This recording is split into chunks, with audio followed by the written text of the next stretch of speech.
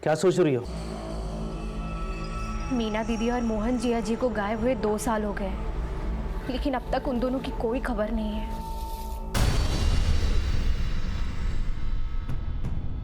अब 2 साल में कोई खबर नहीं आई तो अब क्या खाक आएगी?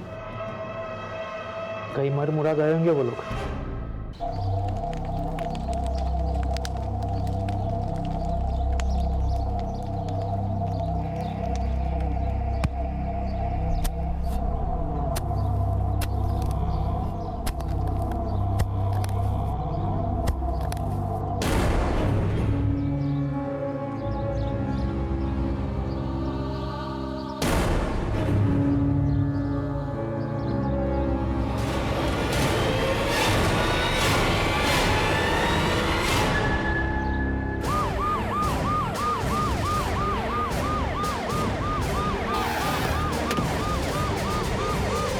बीच में से हटिए, हटिए।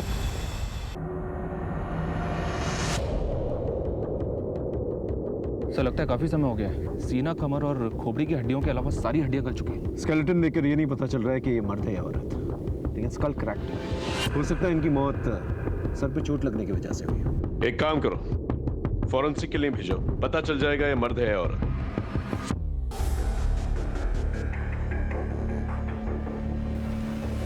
ये देखिए सर, ये मिला है। ये तो किसी बैंक का कार्ड है। नाम ठीक से दिखाई नहीं दे रहा, लेकिन नंबर साफ है। पता करो ये किसका कार्ड है। नंबर से पता चल जाए कार्ड होल्डर कौन है। सर इस जमीन का मालिक कौन है? साहब वैसे तो ये ज़मीन सौरभ अग्रवाल की है, लेकिन 2 महीने पहले PWD डिपार्टमेंट ने ये ज़मीन सड़क निर्माण के लिए खरीदी थी। अब देखिए ना, आज ही से सड़क का काम शुरू हुआ और आज ही ये दोषी से मिली है। इस पूरी जमीन की खुदाई करवा, देखो क्या निकल कर आता है। और ये क्या नाम बताया इसका? सौरभ अग्रवाल। सौरभ अग्रवाल को पूछताछ के लिए मिलो। सर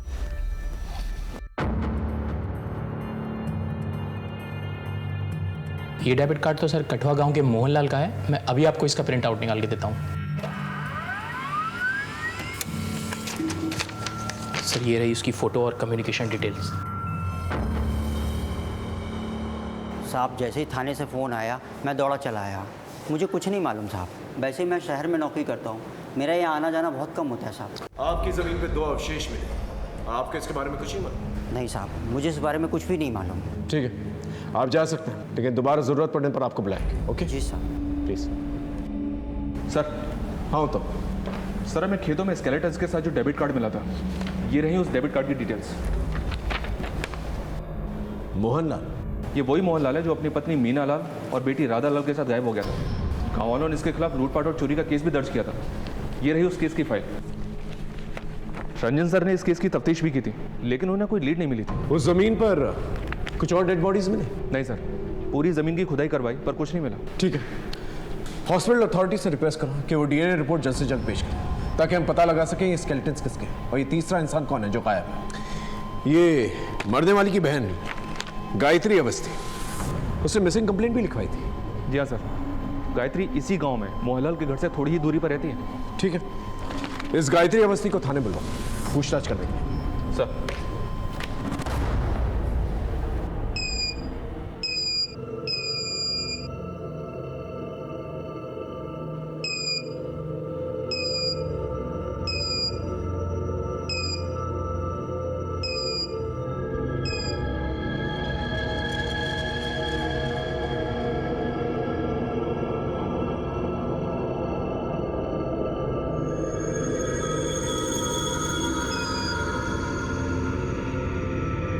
एक्सक्यूज़ मी सर, आप लोग अंदर नहीं जा सकते।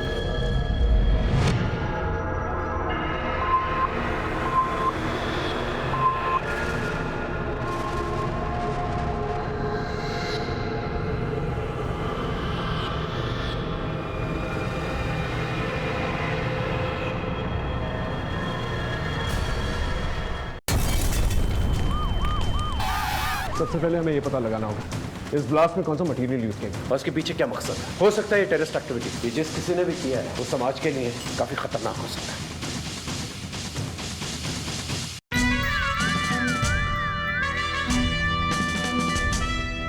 ये मरने वाली की बहन गायत्री अवस्थी, उसने मिसिंग कंप्लेंट भी लिखवाई थी। जी हाँ सर, गायत्री इसी गांव में मोहनलाल के घर से थोड़ी ही दूरी पर रहती है। इस गायत्री अवस्थी को थाने बुलाओ, पूछताछ करने की।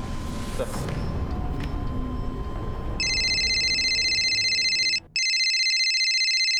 जी, मैं गायत्री अवस्थी बात कर रही हूँ। क्या?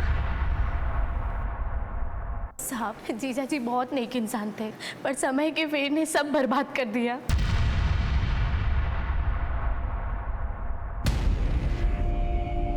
आप ना इस बुढ़ापे में सारा दिन आईने के सामने खड़े होकर बाल बनाते रहिए।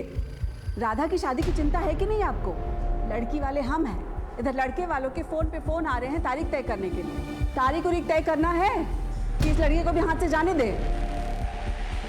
देखो, उन्हें शादी की तारीख तय करने की चिंता नहीं है, उन्हें है दान दहेज की चिंता। हाँ, तो दान दहेज तो देना ही होगा। अरे रीति रिवाज है। आपकी करतूतों की वजह से ना आपने सारे दरवाजे बंद कर दिए। अरे कोई दरवाजे बंद नहीं, देखा की बात। उसके बाद ये कर्जे वाले दिन, ये खराब दिन, इनसे हमें हमेशा के लिए छुटकारा मिल जाएगा। आप दोनों बाप बेटी के चेहरे पर ना थोड़ी भी परेशानी नहीं है। इधर बाप है कि ख्याली पुलाव पका रहा है, और उधर बेटी सारा दिन मंदिरों के चक्कर काटती रहती है। अरे तुमको अपनी शादी की चिंता उनता है कि नहीं? माँ, मेरी शादी की चिंता करने की कोई ज़रूरत नहीं है आपको। आप जगन को मना कर दो, मुझे भी शादी नहीं करनी है। हे भगवान! अरे बेटा, ऐसी बात नहीं करते हैं। अब भगवान मालिक है, जो करेंगे अच्छा करेंगे। अच्छा ठीक है, तुम पहले ना कुछ खा लो, फिर हम राजेंद्र यादव के यहाँ चलते हैं। सुधिया बता रही थी कि उनके यहाँ कढ़ाई का खूब सारा काम आया है, तो हम दोनों माँ बेटी मिलकर कर लेंगे, अच्छा पैसा कमा लेंगे।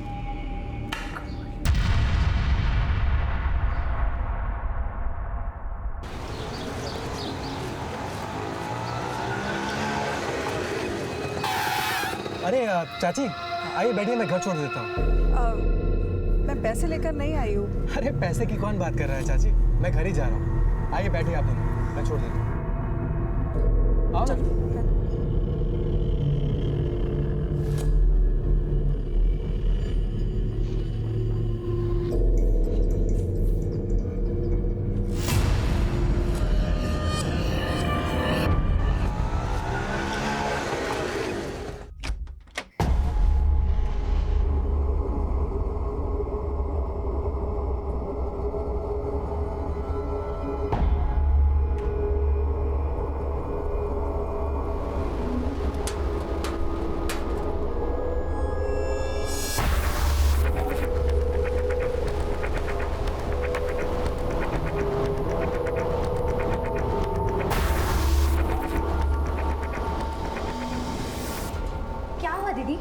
इतनी रात को क्यों बुलाया? गायत्री, देख ना तेरे जीजा जी सांप और नागमणि से बातें कर रहे हैं। जय हो नाग देवता, जय हो। पर ये सब क्यों कर रहे हैं दीदी? उनकी ये अतरंगी काम ना मुझे कुछ समझ में नहीं आ रहा है, वो क्या चाह रहे हैं।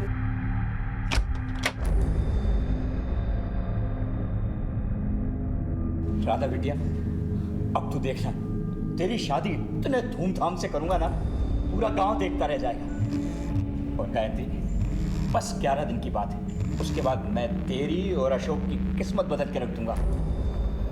तू देखना तेरे जीजा जी क्या करते हैं तेरे लिए। तो क्या हमारा 15 लाख का कर्जा भी उतर जाएगा? अरे 15 लाख का कर्जा तो उतर ही जाएगा, हमारी तिजोरी भी भरी रहेगी।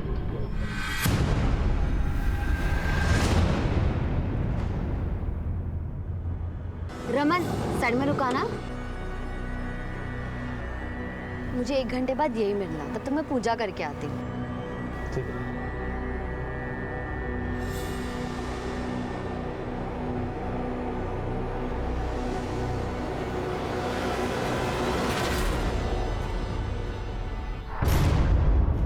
राधा, कहाँ रहती हो आजकल? ना फोन करती हो ना फोन उठाती हो, कल मिलने भी नहीं आई। शादी तक कितना तक पाओगे क्या? इरादा क्या है तुम्हारा? हमारी तुम्हारी कोई शादी नहीं हो रही, इसलिए ना ही अपना टाइम वेस्ट करो और ना ही मेरा। लेकिन क्यों? अब सगाई कर ली तो शादी करने में क्या परेशानी है? कोई परेशानी नहीं है, बस इतना समझ लो ये शादी नहीं हो सकती।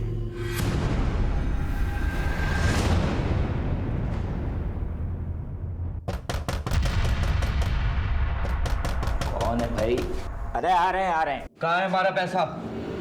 कर्जा लिया है या दान लिया है, लौटाने का नाम ही नहीं ले रहा और मुंह छिपा छिपा के भाग रहा है। अरे 10 दिनों के बाद मैं तुम्हारा सारा पैसा वापस कर दूंगा और चाहिए तो मुझसे सूद पे पैसे लेके जाना। 10 दिन में ऐसी कौन सी करामात होने वाली है? दिखाता हूँ, ये देखो, इन 2 डिब्बों में है करामातों की कुंजी। क्या इन डिब्बों में? खुद ही देख लो। जरा हम भी तो देखें। देखो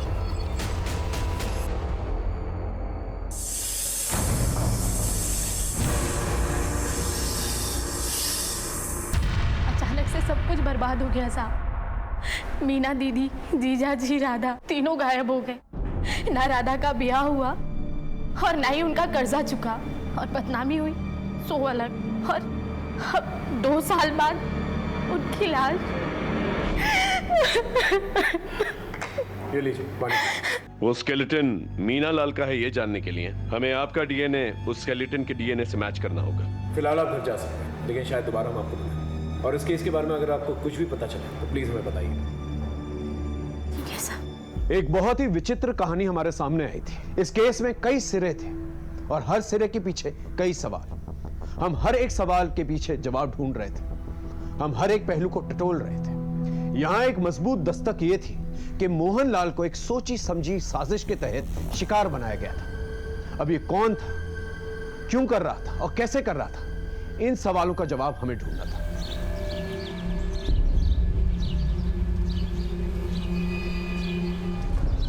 चल आज के लिए इतना ही। अब निकाल मेरे पैसे। लेकिन कल प्लीज यार नई वीडियो लाना। लेकिन कल 30 रुपए लगेगा, बोल देता हूँ। ये काली चाय? दूध नहीं है घर में, चीनी और पत्ती भी पड़ोसियों से मांग कर लाई हूँ। कुछ करो जगत। अरे कम से कम नौकरी ही चेंज कर लो। कितने पढ़े लिखे हो तुम? अरे उषा, ऐसे बीच में ये नौकरी नहीं छोड़ सकता। पता है बॉस ने सैलरी रोक रखी है मेरी। तो कब देगा सैलरी? तुम मुझे अपने भाइयों से भी मदद नहीं लेने देते। अरे उनसे मदद लेके मरना है क्या मुझे? हमारी लव मैरिज हुई है। तुम्हारे सारे भाई मुझसे खार खाए हुए बैठे हैं, कभी भी बदला ले सकते हैं हमसे। तो बताओ अब मैं क्या करूं? गर्व को भी स्कूल नहीं भेज रही हूँ। स्कूल वाले बार बार फीस मांगकर उससे सारे बच्चों के सामने टॉर्चर करते हैं। देखो मैं बात करता हूँ बॉस, अगर सैलरी मिल जाए तो थोड़ी राहत हो जाएगी। मम्मी भूख लग रही है, जल्दी खाना दो।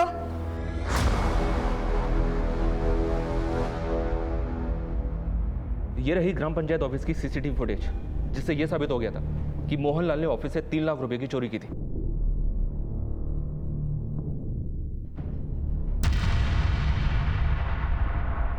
चोरी के अलावा और कोई कंप्लेंट है? जी सर, उसने गजेंद्र सिंह उर्फ गज्जू और सत्येंद्र सिंह उर्फ सत्तू से भी 1-1 लाख रुपए उधार लिए थे। ये गजेंद्र सिंह और सत्येंद्र सिंह ये वही लोग हैं ना जिनकी मौत 2 साल पहले हुई थी मोहनलाल के घर पे सांप के काटने की वजह से? जी सर। लेकिन उन दोनों की लाश हमें जंगल में मिली थी और हमने उन दोनों की लाशों का पंचनामा भी किया था। बॉडी को पलटो।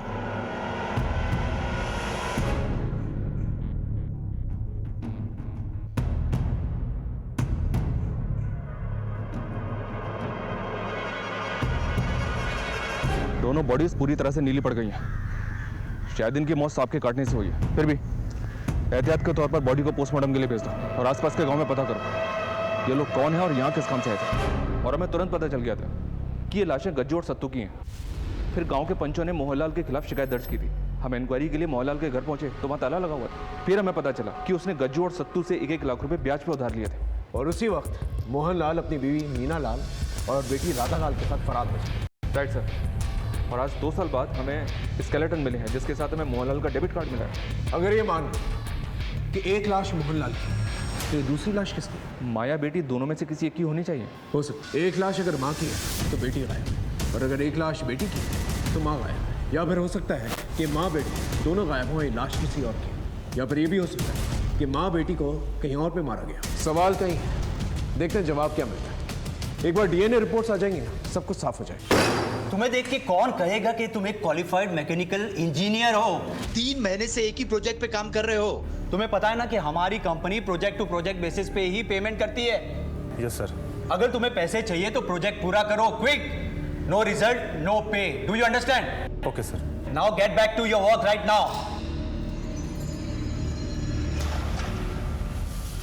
क्या हुआ? सैलरी मिली क्या? नहीं, इनफैक्ट मैं कल से नौकरी पे भी नहीं जा रहा। अरे मेरा बॉस मुझसे ज्यादा अच्छे से तो अपने ड्राइवर से बात करता है। क्या फायदा है इतना पढ़ने लिखने का, इंजीनियरिंग करने का? जगत प्लीज अभी जॉब छोड़ने की सोचना भी मत। अरे घर की फीस भरनी है और फिर घर कैसे मैनेज होगा। देखो जब तक कहीं अच्छी जगह जॉब नहीं मिल जाती ना, प्लीज थोड़ा टाइम और यहाँ बर्दाश्त कर लो प्लीज। मोहनलाल, मीनालाल और राधालाल की तस्वीरें तो तुमने सर्कुलेट की, कुछ निकल के आया? नहीं सर। और वो नागमणि? लोकल सपेरों से इंक्वायरी की सर, लेकिन किसी ने भी मोहनलाल या उसके परिवार में से किसी को नहीं पहचाना। वैसे भी सर आप तो जानते ही हैं कि नागमणि जैसी कोई चीज़ होती नहीं है। लेकिन गायत्री के मुताबिक ये सच नहीं है। मोहनलाल की आस्था थी इन सब चीज़ों में। लेकिन सर हमें अभी तक कोई भी नागमणि बेचने वाला या खरीदने वाला मिला नहीं है। तुमने एक बात नोटिस की? क्या सर? गांव वाले जिसको अपराधी ठहरा रहे हैं वही मुझे किसी अपराध का शिकार लग रहा है, क्योंकि इस तरह से उसकी लाश का ठिकाने लगा और फिर सरपंच के ऑफिस से चोरी की रकम का उसके घर पे ना मिला और ये नागमणि का गायब हो जाए। बहुत सारे डॉट्स हैं जो मिसिंग हैं। वो डीएनए रिपोर्ट का क्या हुआ? अभी तक आई नहीं है सर, लेकिन जल्दी मिल जाएगी। अपने खबरी को गांव में भेजो, देखो क्या निकल के आता है। Okay sir.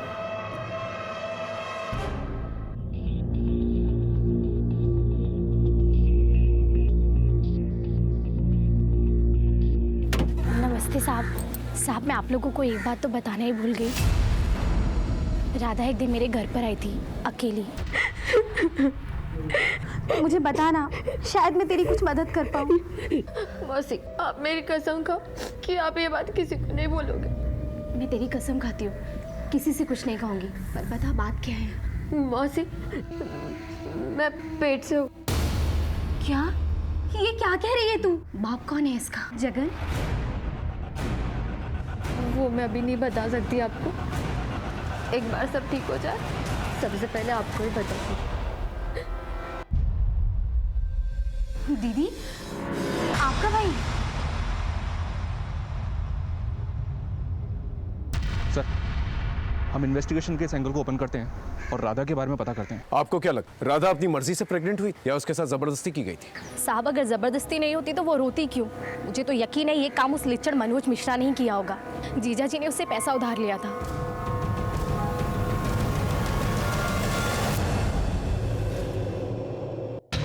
राधा कहाँ है? कौन राधा? ज्यादा होशियार मत बन, समझा? राधा मोहनलाल की बेटी जो तेरे कुत्ते की फैक्ट्री में काम करती थी, और वही मोहनलाल जिसने तुझसे कर्ज लिया था। अभी कुछ याद आया है? यहीं पे कुछ और तरीके से याद दिलाऊं? अच्छा, वो राधा। वो तो पूरा परिवार 2 साल से गायब है। गायब है या तूने गायब कर दिया है? देख मनोज, हमें सब पता चल गया। राधा तेरे बच्चे की माँ बनने वाली थी। तू शादीशुदा है, कहीं तेरी शादी ना टूटे इसलिए तूने सबसे पहले राधा को मारा।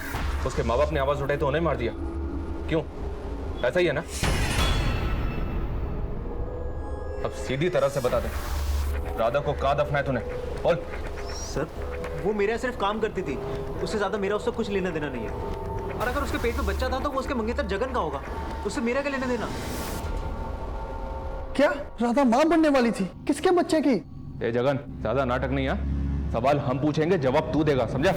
तू राधा से प्यार करता था, राधा के साथ तेरी शादी होने वाली थी, लेकिन शादी से पहले राधा माँ बन गई। इस बात से तुझे गुस्सा आया और इस बात का बदला तूने पूरे परिवार से लिया, है ना? सर मैं कुछ नहीं जानता, और राधा ने भी मेरे साथ बात नहीं करी। मंगनी के 1-2 दिन बाद उसे पता नहीं अचानक क्या हो गया था। कटी कटी सी रहती थी मेरे साथ वो, ना मेरा फोन उठाती थी, जब मिलने जाता तो ढंग से बात नहीं करती थी, वो कन्नी काटती थी मेरे से। ये लो 1000 रुपए। रुको, कहाँ से लाई ये पैसे? अपने कान के बुंदे बेच कर लाई हूँ। मैं गर्व का फ्यूचर ऐसे बर्बाद होते हुए नहीं देख सकती, और उसे पढ़ने के लिए भी नहीं बोल सकती। पता नहीं पूरा दिन कहाँ घूमता फिरता है। अब आप जाओ और उसके स्कूल की फीस भर दो। अरे अब जाओ ना। सर सौरभ अग्रवाल की जमीन पर जो स्केलेटन मिले थे उसकी डीएनए रिपोर्ट आ गई है। गायत्री अवस्थी के डीएनए से ये कंफर्म हो गया है कि एक लाश मीना लाल की है, और दूसरी लाश पर फॉरेंसिक के फेशियल रिकंस्ट्रक्शन के आधार पर उन्होंने कंफर्म किया है कि वो दूसरी लाश मोहनलाल की है। इसका मतलब राधा लाल ही गायब है। सर गायत्री अवस्थी की बातों से लग रहा था कि राधा अपनी मौसी के काफी करीब थी। ऐसे में ये सब बहुत अजीब लग रहा है कि राधा 2 साल से अपनी मौसी से मिलने तक नहीं आई। इस गायत्री का कॉल रिकॉर्ड से कर लो, देखो कोई सस्पिशियस नंबर निकल के आता है कि नहीं, और उसे क्रॉस चेक करो। Okay right sir. लेकिन सर एक बात गौर करने लायक, ये सारी घटनाएं एक ऑर्डर में ग्राम पंचायत ऑफिस में मोहनलाल की चोरी करने के बाद हुई। इसलिए गांव के पंचों द्वारा बदले के एंगल को भी रूल आउट नहीं किया जा सकता सर। तुम्हारे रडार में जितने भी सस्पेक्ट हैं उन सब पे नजर रखो। सर, राधा की प्रेगनेंसी को लेकर मेरे दिमाग में एक बात आ रही है। कहीं ऐसा तो नहीं कि राधा की प्रेगनेंसी की वजह से उसके घर में कलह हो गई, उसने गुस्से में आकर अपने माँ बाप को मार दिया और वहाँ से भाग गई, या फिर बच्चा पैदा करने के शर्म से भाग गई और उसके माँ बाप को किसी और कारण से मार दिया गया? हो सकता है। इस राधा की सच्चाई की तह तक पहुंचना बहुत जरूरी है, क्योंकि इसी से हमें पता चलेगा इस केस की दूसरी कड़ियाँ क्या है। Right sir.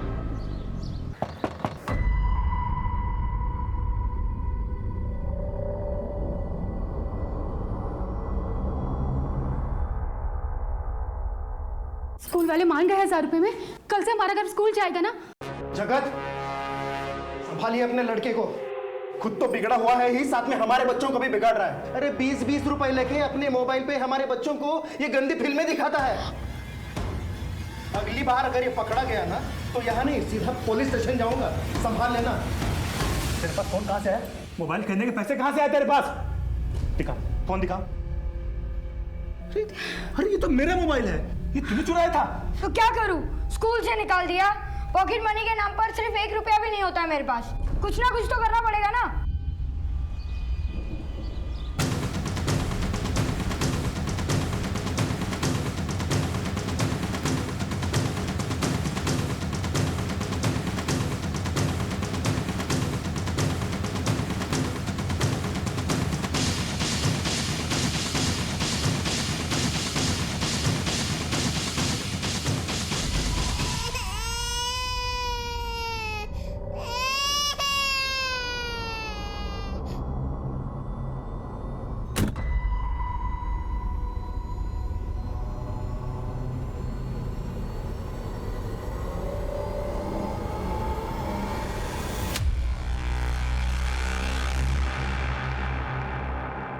बच्चे का ठीक से देखभाल किया करो।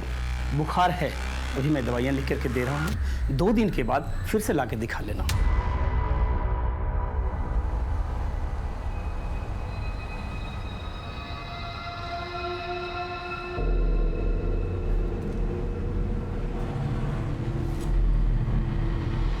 सुनो,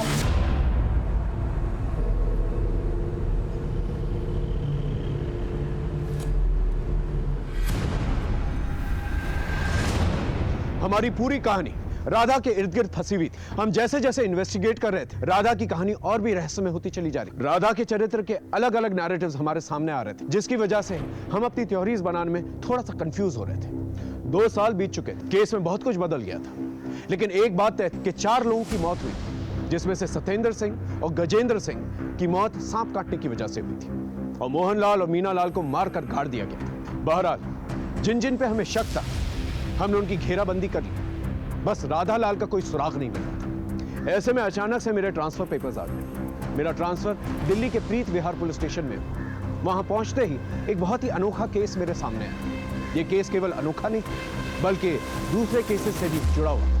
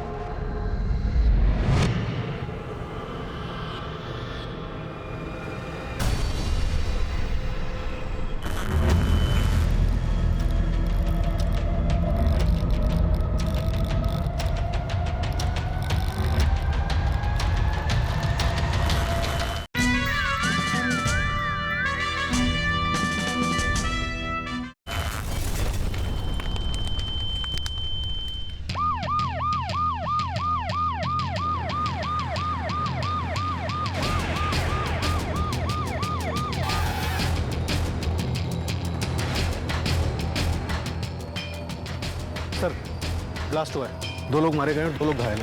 बॉडीज को हॉस्पिटल भेज दिया गया है और फॉरेंसिक टीम को इन्फॉर्म कर दिया, कभी भी आते हो।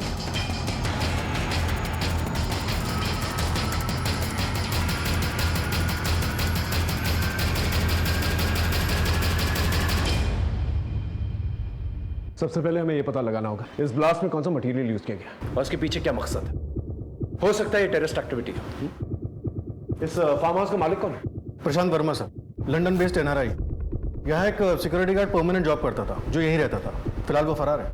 इस फार्म हाउस को सील कर और सिक्योरिटी गार्ड को जल्द से जल्द तलाशो। अपने बॉम्ब स्क्वाड और फोरेंसिक टीम से कहो इस फार्म हाउस की अच्छी तरह से तलाशी ले। ये जिस किसी ने भी किया है वो समाज के लिए काफी खतरनाक हो सकता है।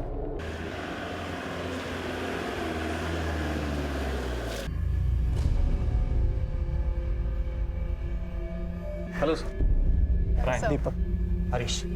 चलिए सर, पहले प्रेजेंटेशन देख लीजिए, उसके बाद देखते हैं क्या करना है।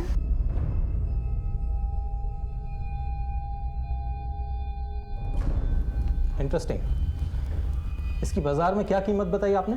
सर इसकी कीमत 1 लाख करोड़ है। 1 lakh crore? Yes sir. You had it right, sir. It's an investment for generations.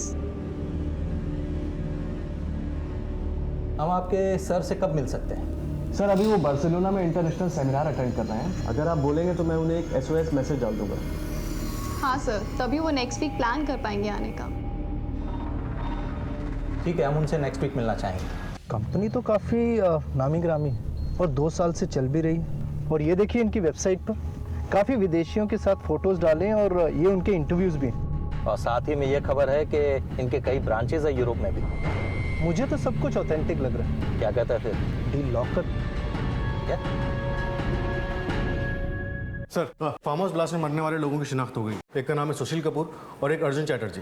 दोनों के घर वालों को नहीं पता था कि वो यहाँ आए थे। उनके घर वालों को इस ब्लास्ट के बारे में भी कुछ नहीं पता। घर वालों की CDR रिपोर्ट निकालना, हम कोई चांस नहीं ले सकते। Right sir.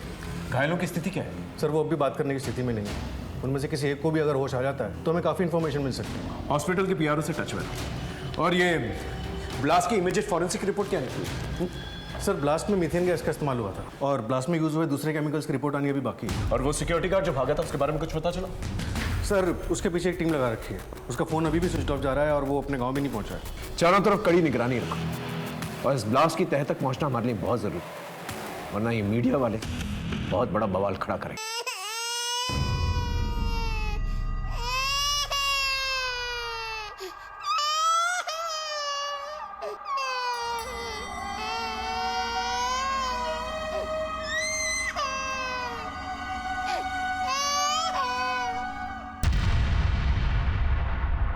बेटा, तेरे इन आंसुओं का जिम्मेदार मैं हूँ। मैं मानता हूँ कि न तो मैं अच्छा बाप बन पाया और न अच्छा पति। कैसी बातें कर रहे हैं आज? सच ही तो कह रहा हूँ। पर राधा बेटा, अब नहीं। मैं तुम दोनों की आंखों में कभी आंसू नहीं आने दूंगा। वादा करता हूँ। तुम लोगों ने मेरी वजह से बहुत भुगता है, बहुत झेला है, पर अब नहीं। तू मेरे लिए बस इतना कर, एक बार हंस दे अपने पापा के लिए, जैसे बचपन में हंसती थी। हंस दे। जैसा आप लोगों ने कहा, हमने पूरे 80 लाख रुपए फंड ट्रांसफर कर दिए हैं। That's great sir. हम लोगों ने भी सर को इन्फॉर्म कर दिया है। वो बार्सिलोना से अबू धाबी आ चुके हैं। बस 2 ही दिन में इंडिया आ जाएंगे। तब तक हम कॉन्ट्रेक्चुअल एंड लीगल फॉर्मेलिटीज कर लेते हैं ताकि जब सर आए तो पेपर वर्क स्मूथ हो जाए। That's great. Sir farmhouse में जो ब्लास्ट हुआ था उसी पैटर्न का एक ब्लास्ट 3 महीने पहले कोलकाता में भी हुआ। ये पुलिस हेडक्वार्टर से फाइल की कॉपी आई है। ये तो काफी शॉकिंग है। क्या हुआ सर? रेडियो एक्टिव ब्लास्ट में जो कंपनी इन्वॉल्व है उसके बोर्ड ऑफ डायरेक्टर्स में ये जो नाम और ये तस्वीर, ये तो वही शख्स है जिसका केस मैं कटवा में सॉल्व नहीं कर पाया था। सर मोहनलाल, ताज्जुब की बात यह है कि 2 साल पहले मर चुका है और ये वेबसाइट 2 साल के बाद बनाई गई है। और जिस मोहनलाल को मैं जानता हूँ वो एक सीधा साधा गांव का आदमी है। वो गांव से कभी शहर गया ही नहीं, तो उसे रेडियो एक्टिविटी और न्यूक्लियर साइंस के बारे में क्या पता हो? सर जाहिर सी बात है, मोहनलाल के नाम का इस्तेमाल करके कोई नाजायज फायदा उठा रहा है। ये जो कोई भी शख्स है इसके बारे में जल्द से जल्द हमें पता करना होगा। एक काम करो, कठवा गांव जाकर अपने खबरी नेटवर्क को एक्टिवेट करो। पता करो कि कौन है जो बार बार गांव से दिल्ली जाता है। Right sir. और अब ये एक सीक्रेट मिशन की तरह होना चाहिए। कानो कान किसी को खबर नहीं होनी चाहिए। हो सके तो विजिलेंस डिपार्टमेंट की मदद। इन कल्प्रिट्स को जल्द से जल्द दबोचना होगा। ओके? Right sir. हमने और हमारी टीम ने एक रणनीति तैयार कर ली थी और हमने बहुत ही सावधानी से सारे कल्प्रिट्स को एक साथ बिना किसी हलचल के दबोचना चाहते थे ताकि कोई भी भाग निकलने में कामयाब ना हो सके। सर साइबर सेल ने इस कंपनी की वेबसाइट की ऑथेंटिसिटी चेक की। उनके हिसाब से इस वेबसाइट का IP एड्रेस मोहनलाल के नाम पर ही रजिस्टर्ड है और खबरों ने पता लगाया कि आजकल इन दोनों का दिल्ली आना जाना काफ़ी बढ़ गया है सर। और एक बात सर, इनमें से एक गांव काफ़ी आता जाता है, जबकि दूसरा काफ़ी टाइम से अपने गांव नहीं लौटा है। साहब यही है वो फार्म हाउस का चौकीदार। साहब मुझे माफ कर दो, मैं पैसे की लालच में आ गया था साहब। एक साहब ने आपसे 2 दिन के लिए बंगला किराए पे लिया था, सोचा कि मैं थोड़ा बहुत पैसा कमा लूँ साहब। इनमें से कोई है? सर ये था।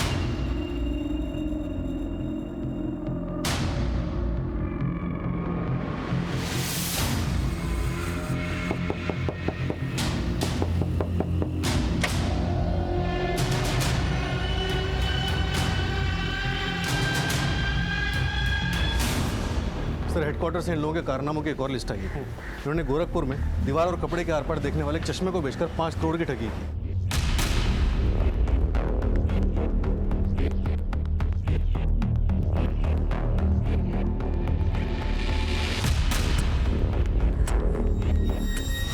चश्मा बेचने के लिए इन्होंने जुड़वा लड़कियों का इस्तेमाल किया। जुड़वा लड़कियों? हाँ सर, और लोगों को लगा कि एक ही लड़की दीवार के आर पार से नजर आ रही है। इसके बाद इन्होंने दार्जिलिंग में रुद्राक्ष और माला बेचकर 3 करोड़ की ठगी की।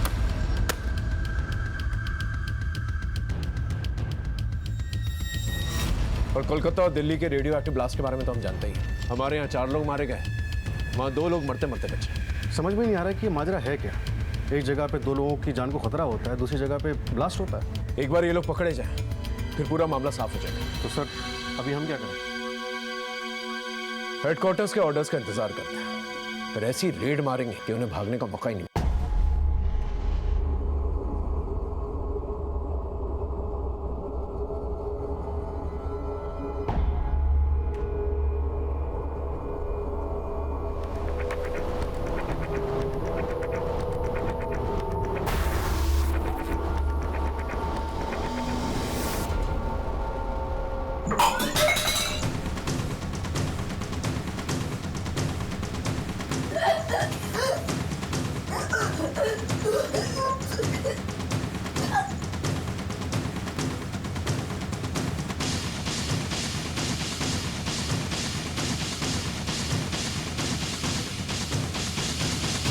सर ये रही हेडक्वार्टर से order sheet.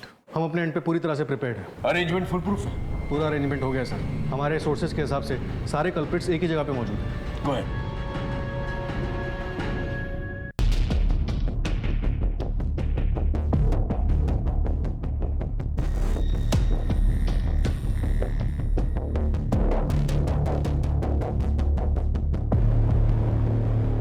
Hi Deepak, Jagan, Harish, please come.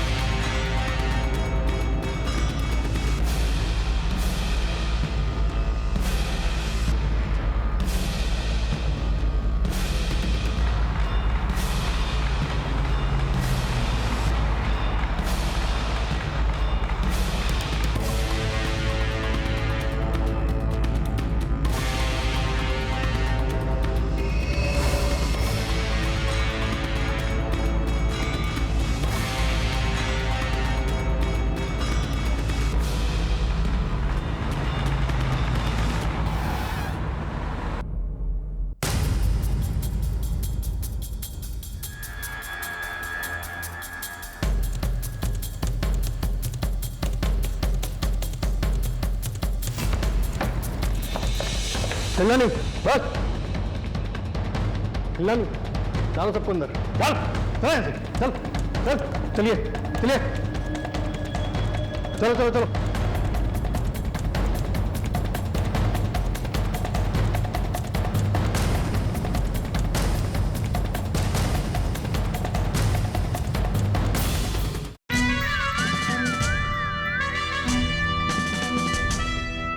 दोनों जीजा साले ना जाने कितने सपनों और जिंदगियों के साथ खेले हो। बेटे को दिल्ली के एनडीएमसी स्कूल में पढ़ाने की औकात नहीं है और आज वो बर्मिंघम के रॉयल स्कूल में पढ़ रहा है। वाह, एक ऑटो रिक्शा चलाने वाला, एयरप्लेन चलाने की ट्रेनिंग लेने वाला है। तुम दोनों ने जो 2 सालों में किया है ना, वो एक हार्वर्ड ग्रेजुएट 10 सालों में ना कर पाए।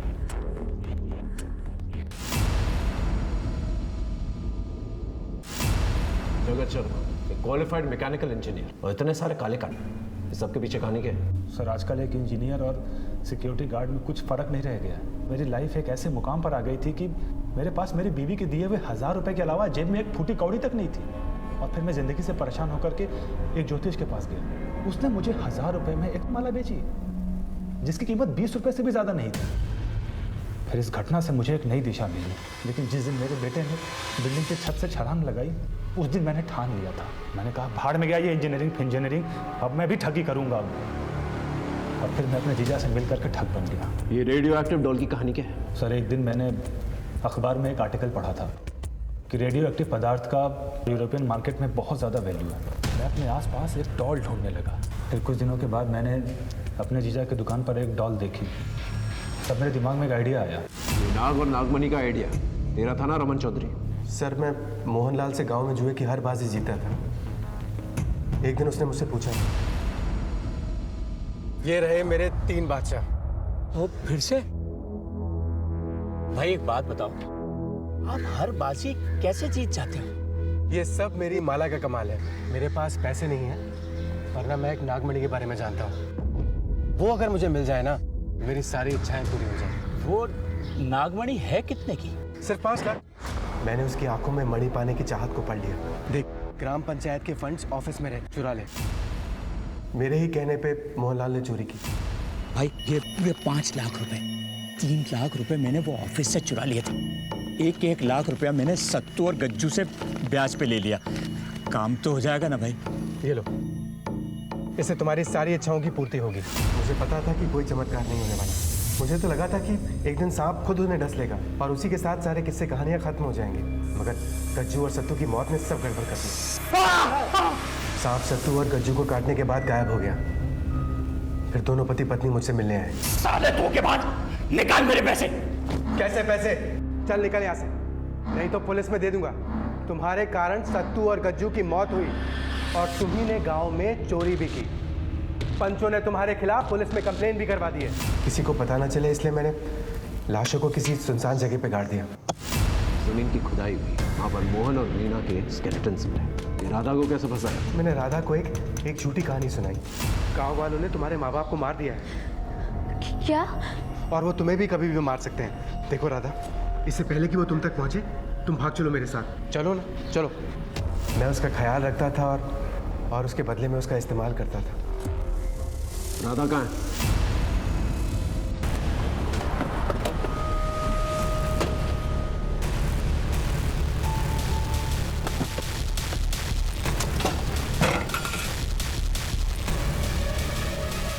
एम्बुलेंस को जल्दी बुला, जा क्विक। रमन के बताए गए पते से हमने राधा और उसके बच्चे को बचा लिया। राधा ने इस बात की पुष्टि की कि उसके बच्चे का बाप मनोज ही है। मोहनलाल के केस में एक बड़ी दस्तक छुपी हुई थी। उसने अपने अंधविश्वास में आकर अपनी बर्बादी की कहानी लिख डाली। जगत जैसे पढ़े लिखे लोग भी इस धोखाधड़ी के बाजार में सरगर्म हैं। वो अपने क्लाइंट्स को संतुष्ट करने के लिए किसी भी हद तक जा सकते। माला पहन लेने से, रंग बिरंगे धागे बांध लेने से कोई चमत्कार नहीं होते। इनका इलाज सिर्फ और सिर्फ आपके पास है। इसी दस्तक के साथ मैं आपसे विदा लेता हूँ। फिर मिलेंगे एक नए केस के साथ। तब तक देखते रहिए क्राइम पेट्रोल दस्तक, क्योंकि मकसद बताना नहीं,